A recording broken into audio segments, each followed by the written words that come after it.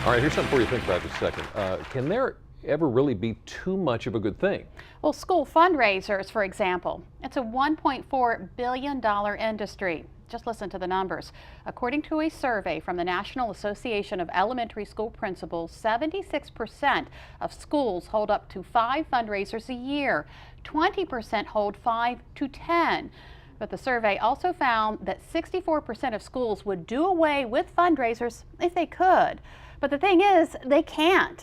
Many schools are strapped for cash and rely on fundraising to support the educational process. But just last week, the Association of Fundraising Distributors and Suppliers says it worries that some schools are holding too many fundraisers. The association says that can leave parents feeling burnt out and cause them to tune out the fundraising efforts. In fact, the group's executive director, John Kruger, says participation rates suffer when schools run too many fundraisers. So, how do schools determine how many fundraisers to hold? Well, experts say it can be a little tricky, and it all depends on the school. So they advise schools to approach fundraisers strategically. So you've got a need and you've got a solution, but it's all in the strategy. Okay, Right. That's from the school angle. How about we focus on the students? The fundraising can start at such an early age, and there can be so much social pressure to sell, and that's why some students spend hours raising money for their schools. But does that get in the way of their schoolwork, or does it teach them valuable lessons? Well, that all depends on who you ask. Miranda Westrich's favorite subject is math. Fundraising? Not so much. They put a lot of pressure on us. So far this year, this fourth grader has raised $350 selling cookie dough. She's also gone door to door with candles and wrapping paper. They flash all these toys and prizes and limo rides and SpongeBob lunches at them, and they come home and they're brainwashed, and Mom, we need to sell 800 cookie doughs. Mandy limits where the kids can sell. Dad doesn't bring it to work, and no knocking on neighbors' doors.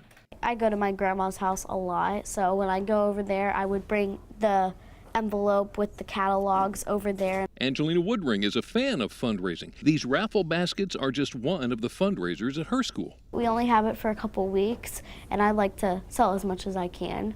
It's hard to say I'm going to spend, $18 on a roll of paper, wrapping paper. PTA President Tanya Hilkert says fundraisers are the key to keeping the curriculum current. And the money for the teachers help them to buy things in their classrooms like science kits. $60,000 can be raised if there's good participation. A lot of parents, families are under the impression that, public education should be completely free. Christensen says money raised can pay for books like these, clinic nurses, and copy paper. The school really does need the parents' support. Mandy agrees with that, but not at the price of her students' sanity.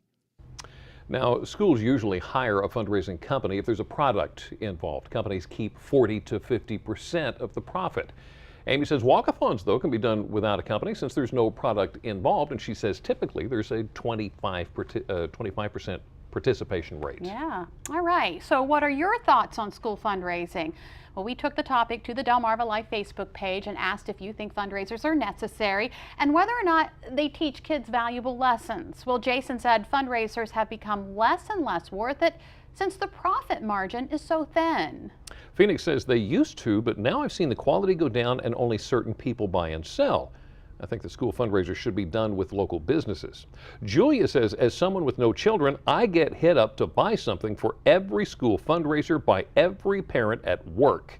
Kids aren't doing the selling, the parents are. And she has a point. Stacy says SIS did a Brax fundraiser and it was a big hit. The schools need any extra money they can get for the students. Now, if you'd like to weigh in on the conversation, all you have to do is like the Delmarva Life Facebook page.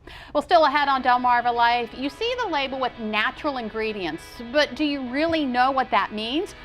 We'll find out, and it may shock you. Yeah, and you know what else? We may shock you too when we head into the kitchen for another 5-minute recipe challenge. This afternoon, we're going for the win against WWOC's Steve Hammond and Karina Paisa. But first, we just talked about school finances.